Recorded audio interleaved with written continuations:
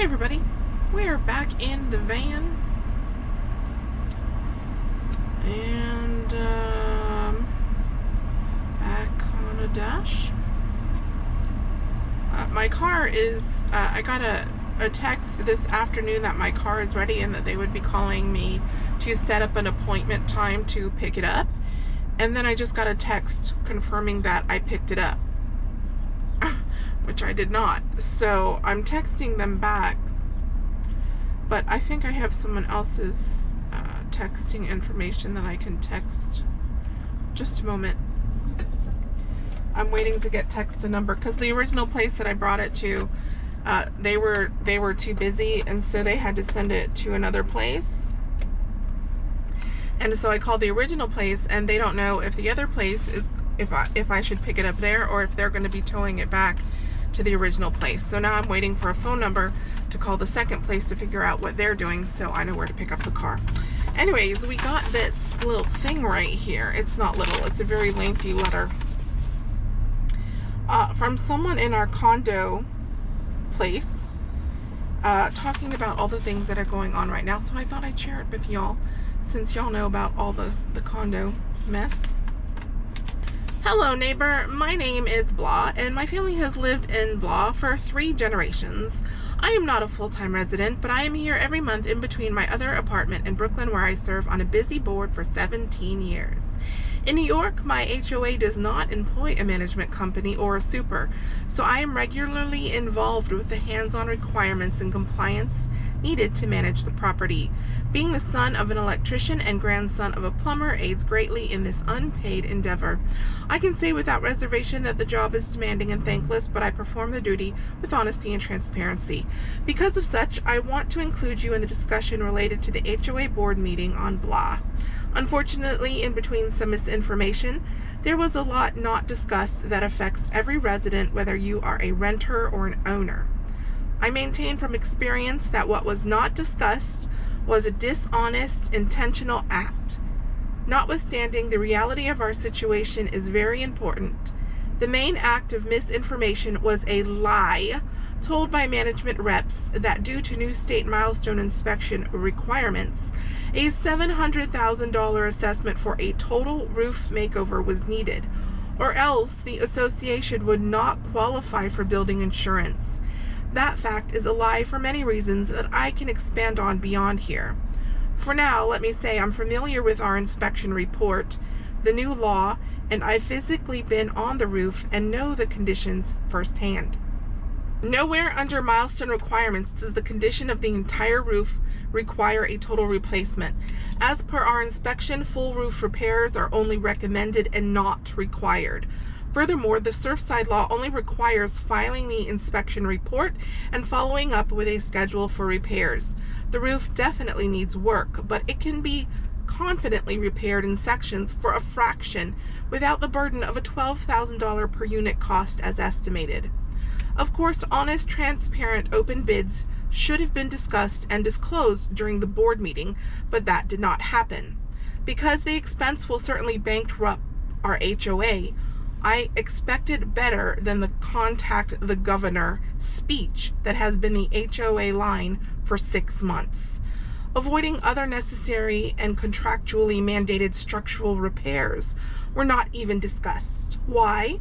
Because steering business to friendly contractors with financing and the potential of kickbacks benefits management companies, lenders, and their multi-million-dollar business connections.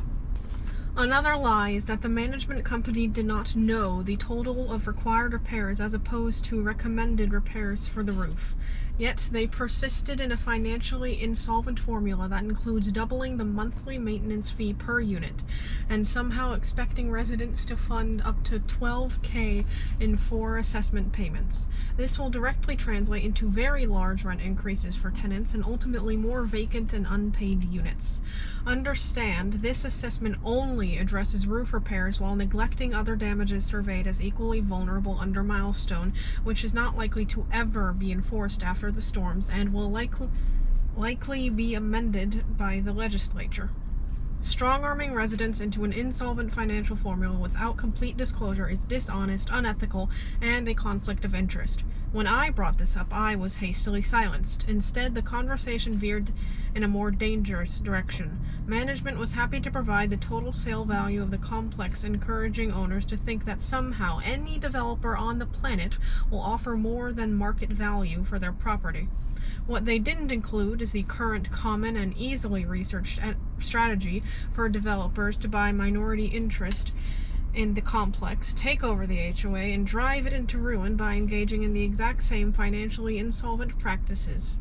Once upside down, the developer purchases the remainder of the units, often doubling rents before taking sole ownership and becoming a mega landlord with a 70-unit rent roll for a fraction of market value. You don't have to agree with me or know big business tactics to know I'm correct. Just Google what developers have been doing here for years.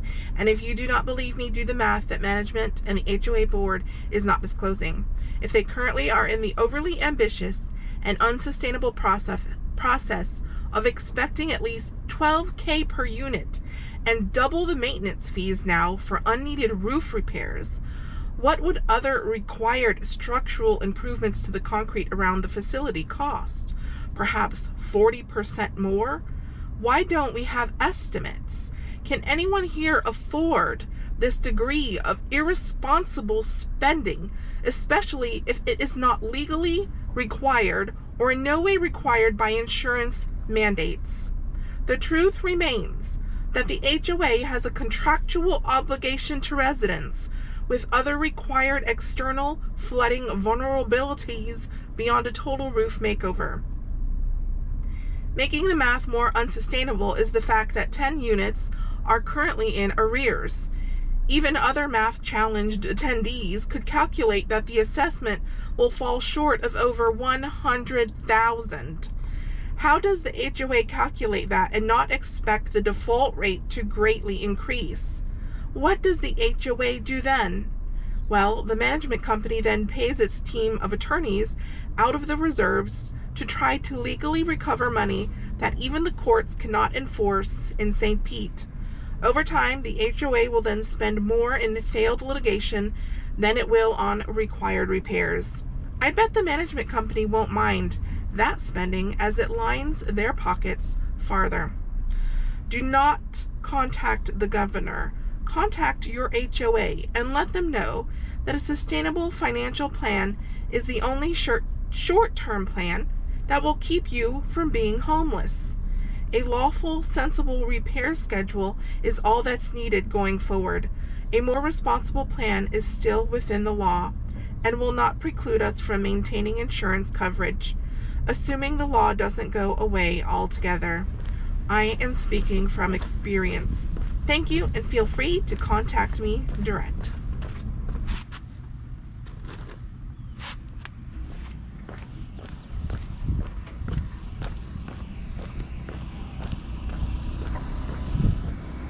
The thing is, I have no control over what happens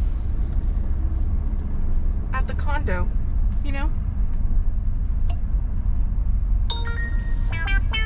So I don't know what to do, because living in an apartment or a house would be more expensive.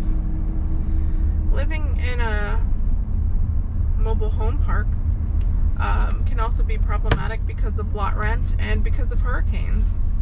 You know, every time a hurricane comes, we would have to evacuate, and we could easily, you know, be destroyed. So I don't know what the best solution is,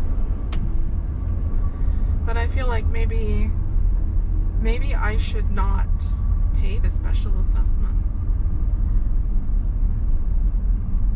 and maybe instead focus on paying off the debt and saving money, stashing some money, just in case something happens and we're forced to move. Y'all, I thought those were fake. Those are real swans. They've got real swans here. Oh my gosh. They are. Could you imagine one chasing you? I would scream. Oh my gosh, they are massive. Oh man, I hope I can zoom in. They're coming closer though. I literally thought they were fake. I don't think I've ever seen real swans. Oh my god, is it coming over here?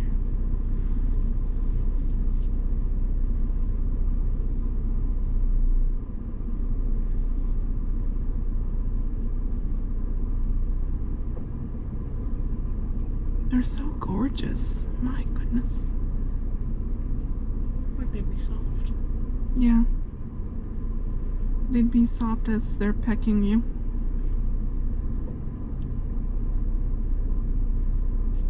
They're giant. Oh my gosh. This is so cool.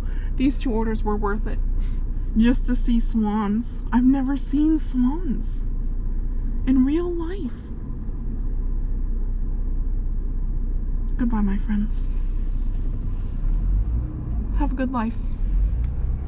Shut the GoPro up. I had plenty of pictures. Okay, good.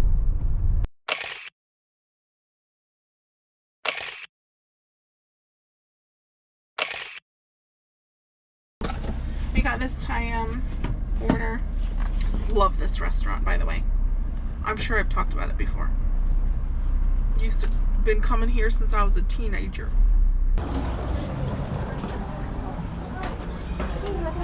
Hi. Yeah.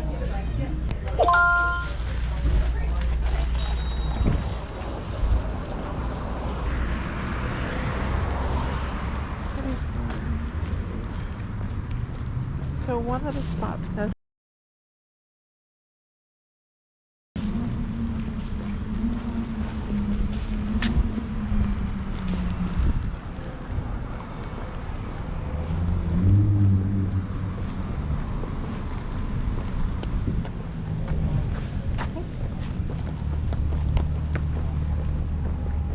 hello, this is your delivery driver.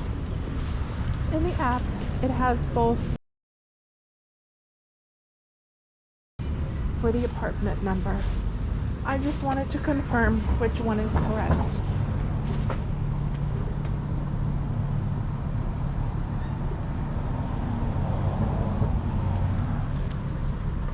Okay. Hi, the number.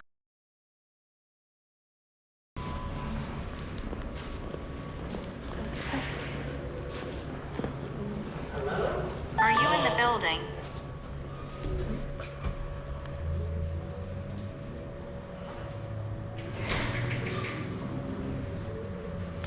Yes, we're at the elevator. Yes. Yeah, so I was coming to meet you. Oh, there we go. I should have let you know. Yeah. Oh no, that's okay. We were just talking to her, so she was about to tell us. Thank you very much. You're welcome. Have a great day. Thank you. All right. We got this order from Black Cattle. Heading there now. There's usually not parking there, so she might have to run out and get it. We'll see.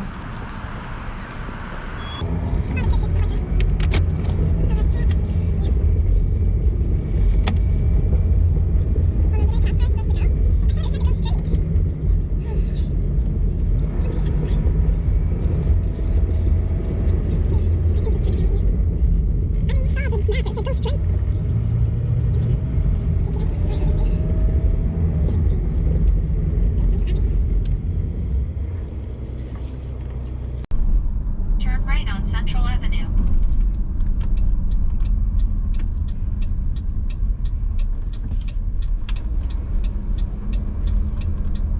See? You see what I'm saying? Alright, it's around the corner. If you see a spot, let's get it. Turn right on 3rd Street North. Then turn right on Janice Landing Terrace North.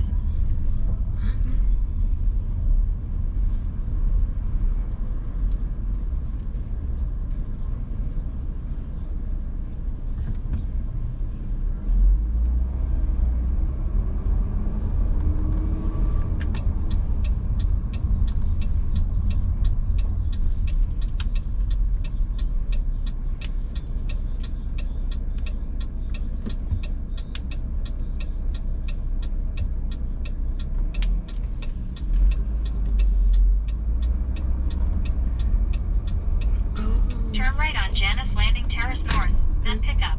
There's space, but I don't know if there's space for the big honkin' van. Oh dear. We're gonna be sticking out. We're gonna be sticking out right here. And the parking enforcement is right over there too, so I can't even like park in the wrong place, you know?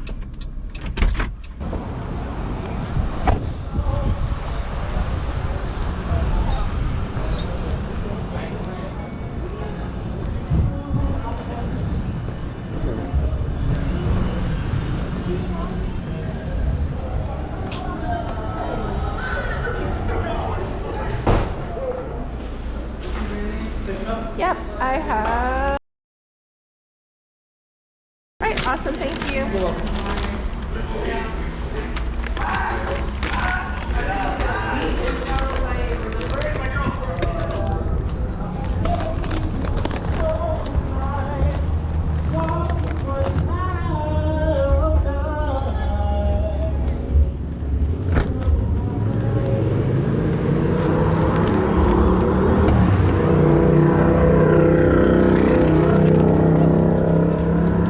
Thank goodness it was ready.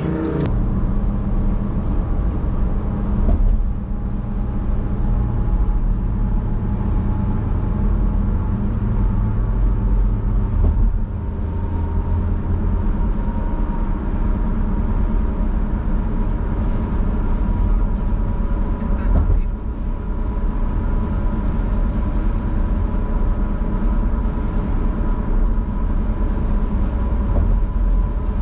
Look how shallow it is out there. See that bird? You could walk out there.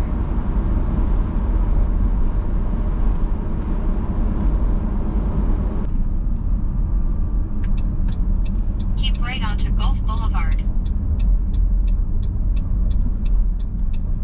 Oh, look. They're building something. They're adding something to the Don Cesar.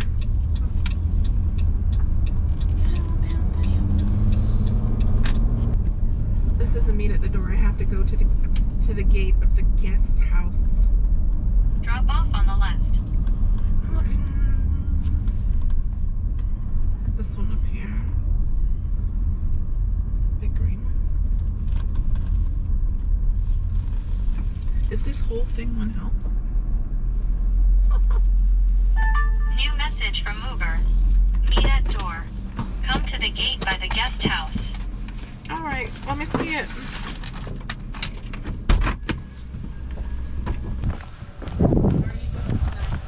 Doing pretty good. Enjoying a beautiful sunset.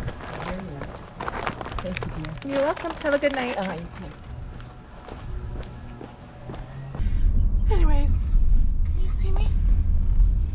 We're going to Playa Bowls, everybody. We got an order. It's a good one, less than 2 Turn right on miles. Plaza Way, then turn right on Lido Drive. And yeah. Sorry, I'm being distracted by the beautiful houses. There's some nice houses around here. See, they got some big houses. And they got some little houses. I would be like this cute little green one. Totally. Turn I'd right be on totally Lido fine with Drive. that. This cute little blue one. Oh, that one's for sale. I'd be totally fine with that. The only thing is the water is right there. The water is right freaking there. And if a hurricane comes up, In a quarter mile, turn right on 45th Avenue. and then these are just kind of normal houses, normal size. Very nice though. I just like it down here.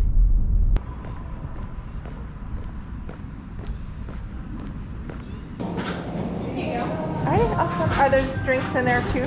We don't. It didn't get charged for them. We don't Okay. offer those drinks there. It just says it on the DoorDash, so they didn't get charged for it. But it says like Okay. on the receipt, it says unpacked. So Okay. they might have added it, but it should have let them know that we don't actually have that. Okay. Okay. Alright, thank you. Yeah, no problem.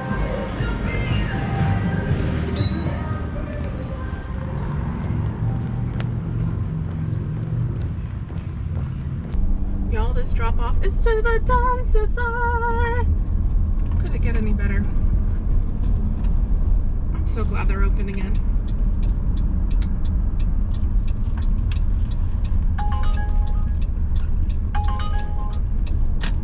Let's see, is this house over here still for sale? Nope, I don't see a sign, and there's cars in the driveway. Somebody bought it. What does it say? What does it say? New message. Okay, no worries.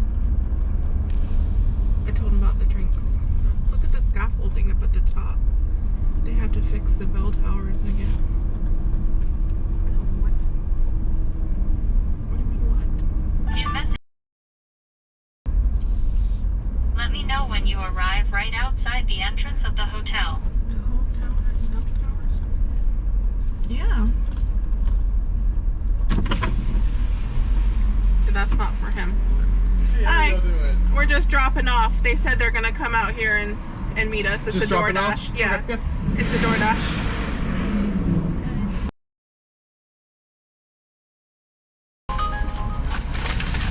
There you go. Have a great night. You're welcome. Have a good day. You too.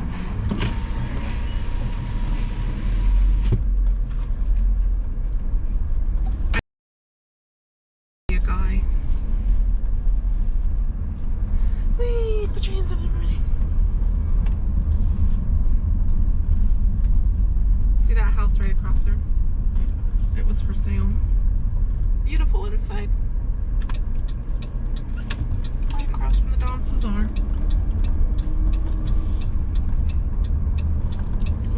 The dude that designed it or whatever.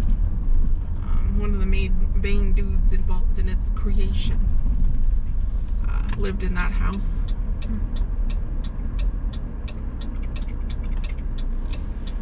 All right, it's oh my gosh, it's 8 o'clock. Oh, I didn't add that. What was that one for? 9. Let me see. No, I didn't add that one. All right, plus. I think it was 9:36. All right, so I didn't realize it was so late. It's 8 o'clock. I think we're gonna call it a night here. From my calculations, we have made $63.74 in 3 hours, which is, that's, oh wait, that's not bad. That's about $20 an hour. Oh, we did all right. Why was I thinking 90? I'm thinking like $30 an hour. I mean, I'd prefer $30 an hour, but no, we did okay. We did okay. It started off real slow. The first hour we only made like $7, but it turned out all right. Let's see what else is going on. Oh, I gotta turn everything off. That would help. All right, I'm gonna take a look at the ratings to let you know what my acceptance rates are. On DoorDash, it is 29%. I think that went down 1%. Everything else looks the same. Oh, you know what I know? I didn't notice this, but my what was that called? The thing, the punishment. What was it called? What is that thing called? Yeah, because they said I delivered late. They said I delivered an order. Oh, a contract violation. It's gone. So they must have accepted my whatever you call it. I'm really good with words today, as you can see. The oops, 18%. Everything stays the same always. 99% satisfaction rate, 1% cancellation rate. Isn't that nice? Anyways, that's all for us. Look, a Publix truck. Publix truck. I just love it down here. It's so wonderful. I don't have to tell you guys that. You already know. You already know. I have to pee so bad. Anyways, that's the end. That's the end. Maybe next time you see me on a dash, I'll be in my car. How about that? Anyways, thanks for joining us. Potato, would you like to say goodbye?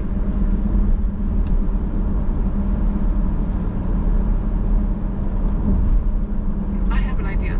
Let's say goodbye in as many languages as we can before we run out of ways to say bye. So like I'll go and I'll say bye in a language, then you say bye in a language, and then I'll say bye in a language until we run out of ways to say it. No? You don't want to do that?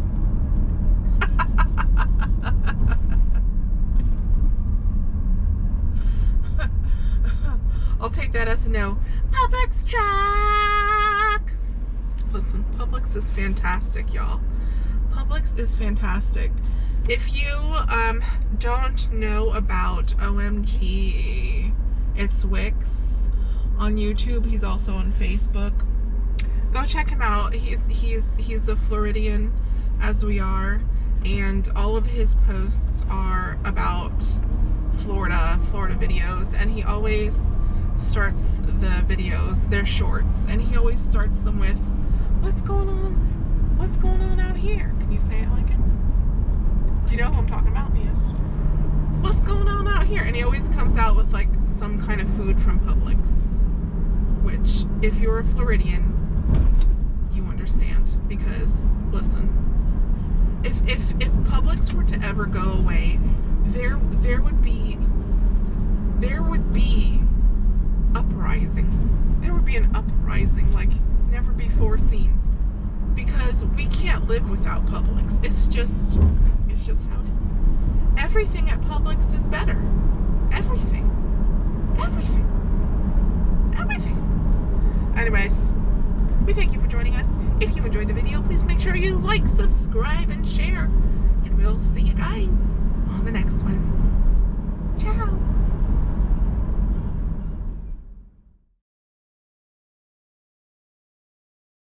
I maintain from experience that what was discussed was a dishonest, intentional act. Notwithstanding the reality of our situation, dude, recommended. I messed up. Will certainly bankrupt our HOA. I expect better than the contact the governor. I just messed up again. Nowhere under milestone requirements does the condition of the entire roof require a total replacement. As part. Thank you, and feel. Nowhere under milestone requirements does the condition of the entire roof require a total replacement. As part. I'm about to smack my own face.